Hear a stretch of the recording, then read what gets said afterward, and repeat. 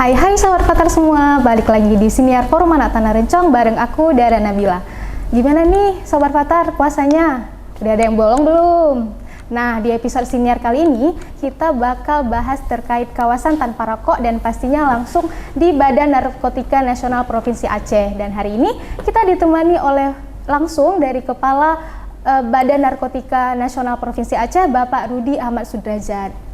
Halo Bapak. Halo kembali, selamat pagi. Iya, selamat pagi Bapak. Bagaimana kabarnya Pak? Kabar baik, alhamdulillah. Ya mungkin Bapak boleh memperkenalkan diri dulu Pak. Baik ya. Saya perkenalkan diri, nama saya Rudi Ahmad Sudrajat, S3MH, selaku Kepala Badan Narkotika Nasional Provinsi Aceh. Saya bertugas di Aceh kurang lebih baru selama sekitar 5 bulan. Itu aja mungkin perkenalan saya, Mbak. Oh, baru berarti ya Pak? Iya. Oke Pak, di episode kali ini kita bakal bahas terkait kawasan tanpa rokok nih Pak, yang biasanya menjadi isu hangat di kalangan remaja. Yeah. Nah, kawasan tanpa rokok ini sendiri mungkin udah diterapkan di beberapa tempat kan Pak? Yeah. Seperti di kampus, misalkan di rumah sakit pastinya. Nah, menurut Bapak nih, gimana sih Pak pandangan dari kawasan tanpa rokok ini sendiri terhadap masyarakat itu gimana Pak? Baik, pandangan saya terhadap kawasan tanpa rokok ini, kalau saya sangat setuju sekali ya, karena perokok sendiri bahkan kalau sedang menghisap rokoknya itu bisa mengganggu ketenangan maupun juga kegiatan orang lain. Contohnya bisa mengganggu pernapasan ya, dan juga banyak dari masyarakat kita yang memang memandang bahwa merokok itu sangat merugikan untuk kesehatan.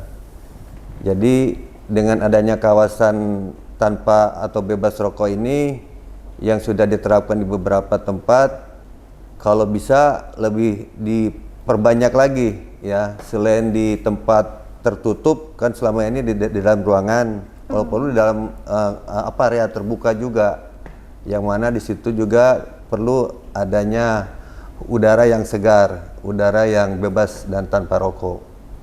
Mungkin ini harus ada kepedulian dari kita semua, terutama mungkin bisa diawali dari para aparat pemerintahan ya, kantor, kemudian para pengusaha ya, dan kemudian masyarakat itu sendiri.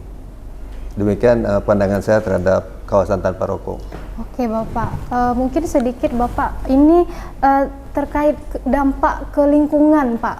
Biasanya perokok itu gimana ya Pak bilangnya, mereka nggak peduli terhadap kawasan tanpa rokok. Alhasil dampaknya itu berpengaruh ke lingkungan sosial Pak, dan juga ada perokok yang mungkin marah saat kita memberitahu bahwa ini adalah kawasan tanpa rokok, di sini tidak boleh merokok. Mereka tuh menolak hal itu Pak. Itu mungkin kalau dari Bapak sendiri gimana cara pencegahannya Pak, supaya perokok ini tidak merokok di kawasan yang sudah bebas rokok gitu Pak? Ya, kalau menurut saya kan sudah ada aturannya. Apalagi kalau sudah tertera ada tanda-tanda yang menandakan bahwa di situ dilarang orang merokok. Ya. Siapapun orangnya kalau melihat ada pelanggaran seperti itu, wajib hukumnya kalau menurut saya untuk ditegur, diingatkan ya. Apalagi misalkan yang punya kawasan itu sendiri berhak untuk mengusir orang itu keluar dari kawasan rokok itu, kawasan tanpa rokok itu. Masyarakat nggak perlu khawatir, nggak perlu takut, karena orang yang perokok itu kalau seandainya dia melanggar, tentunya kita akan banyak lebih yang mendukung kita gitu, yang membantu kita untuk mengingatkan mereka. Sejauhnya mereka juga harus tahu diri, bisa menempatkan diri di mana mereka bisa melakukan untuk kegiatan merokoknya itu, gitu. Oke. Ya. Bapak ini selaku Kepala Badan Narkotika Nasional Provinsi Aceh Pak, menurut Bapak gimana sih Pak orang yang merokok ini? Apakah mereka yang sudah merokok ini bisa menjadi awal atau pintu masuk mereka untuk mencoba narkotika Pak? Ya baik. Memang sesuai dengan pengalaman saya, tugas di bidang penindakan penyalahgunaan narkoba, salah satu pintu masuk untuk orang menggunakan narkoba salah satunya memang dengan tadi itu Rokok, ya, Pak? orang mulai mencoba untuk menghisap rokok sehingga dia kecanduan merokok. Nah dari situ mereka mungkin ada dari pengaruh yang lainnya pun juga, dari pengaruh pergaulan ya, pengaruh mungkin dari lingkungan keluarganya yang tidak harmonis itu. Dari kebiasaan merokok ini akan lebih mudah lagi untuk mereka mencoba menggunakan narkoba. Karena penggunaan narkoba itu sendiri dengan digunakan dengan menghisap itu memang ada beberapa jenis narkoba yang bisa digunakan gitu untuk dilakukan untuk dengan cara menghisap seperti menghisap rokok. Jadi menurut saya memang salah satunya yaitu dari penyebab seseorang perokok yang biasa menggunakan rokok bisa masuk ke sana ke dunia narkoba. Demikian, Mbak. Oh, tetapi tidak luput kemungkinan juga bahwasanya orang yang tidak merokok ini bisa juga mencoba narkoba. Orang yang tidak merokok juga bisa terkena narkoba. Ya biasanya mereka mungkin karena pergaulan ya.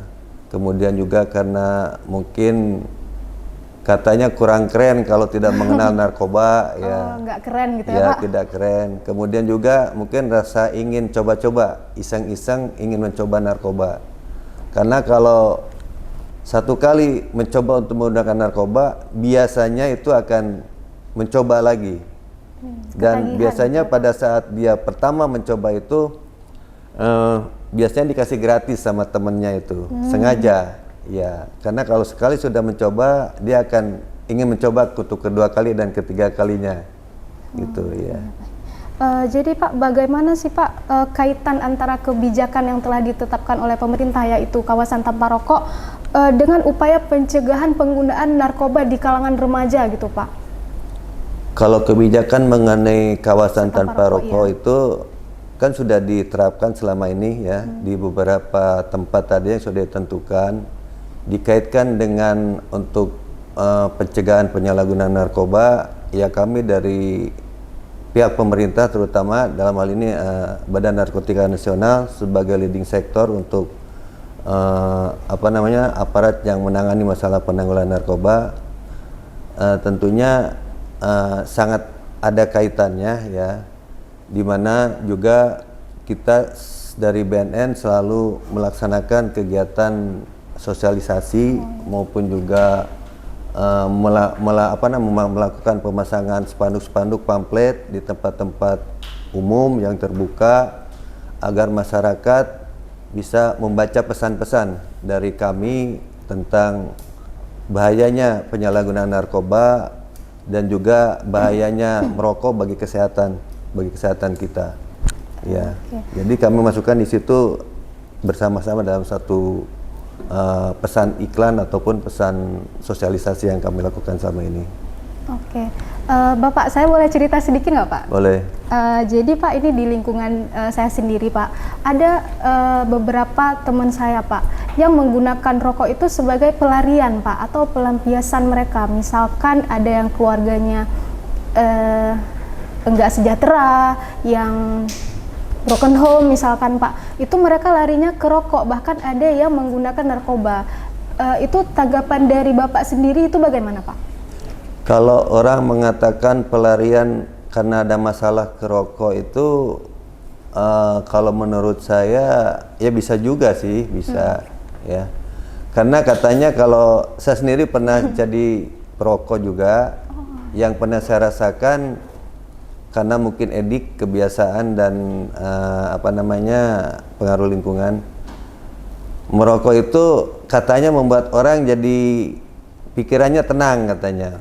Padahal setelah saya rasa-rasa selama ini enggak juga gitu. Itu hanya karena ada zat candunya di sana.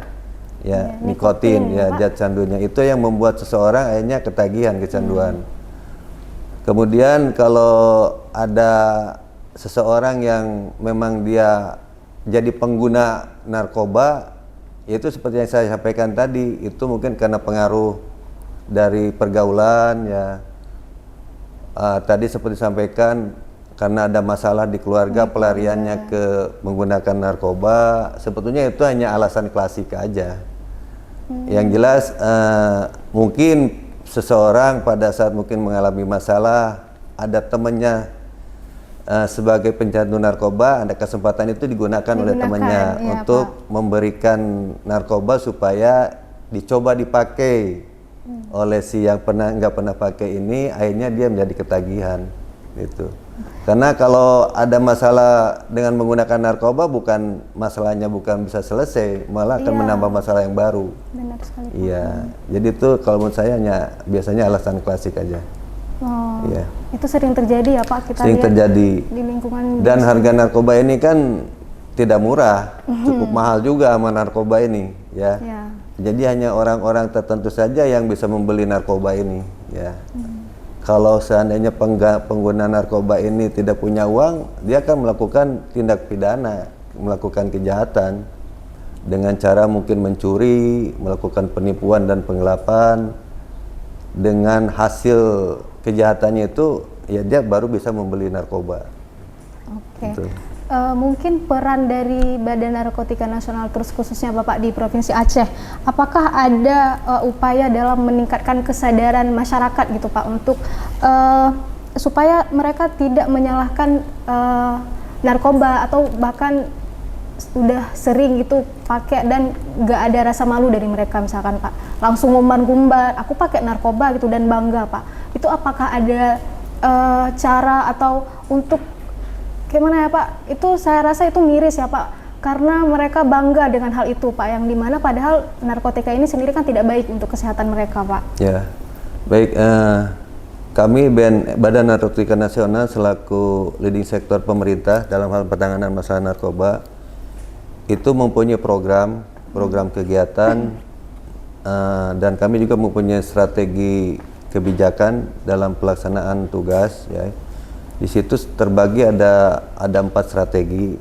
Yang pertama strateginya soft power approach. Ya soft power approach itu seperti pencegahan, pemberdayaan masyarakat dan rehabilitasi. Ya, kemudian hard power approach. Jadi penegakan hukum, penindakan terhadap lanjut gitu ya Pak. Melakukan penegakan hukum, melakukan penangkapan, penyitaan barang bukti, membawa tersangka narkoba sebagai pengedar itu ke sidang pengadilan dan dilakukan proses hukum. Itu yang ketiga. Yang keempatnya smart power approach. Jadi ulangnya yang ketiga smart power approach. Jadi kita menggunakan alat-alat IT, ya IT untuk mengejar para pelaku bandar narkoba yang selama ini merusak generasi kita. Dan yang keempatnya yang terakhir cooperation, melakukan kerjasama dengan instansi terkait, termasuk juga dengan pemerintah daerah yang ada di wilayah sekitaran kami bekerja gitu. Jadi ada 4 strategi yang selama ini kita lakukan untuk melakukan baik pencegahan, pemberantasan maupun penyalahgunaan peredaran narkoba. Oke. Gitu Mbak. Itu program yang bakal yang sudah kami laksanakan selama ini. Selama ini sudah dilaksanakan. Sudah dilaksanakan, Pak? Ya. Oke Pak. Mungkin ini sedikit saran dari Bapak atau harapan mungkin Pak untuk remaja di luar sana supaya mereka tidak menyalahgunakan penggunaan narkoba Pak, atau mungkin untuk stop menggunakan rokok Pak. Ya, baik.